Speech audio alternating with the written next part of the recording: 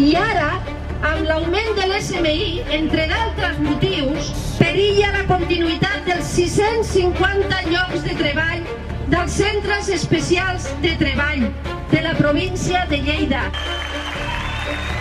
Volem ser visibles! Volem ser visibles! Volem ser visibles! Volem ser... Volem treballar i volem viure dignament. Molts de nosaltres necessitem el suport de professionals perquè això sigui possible. Si no comptem amb els diners públics suficients, els serveis de suport no es poden pagar i els sous dels treballadors dels CETs tampoc. Demanem als governs de l'Estat i de la Generalitat que no ens oblidin i que es facin corresponsables del finançament necessari per garantir el respecte dels drets per les persones amb discapacitat.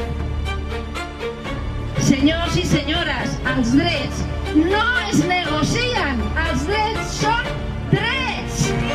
Salvem el CET!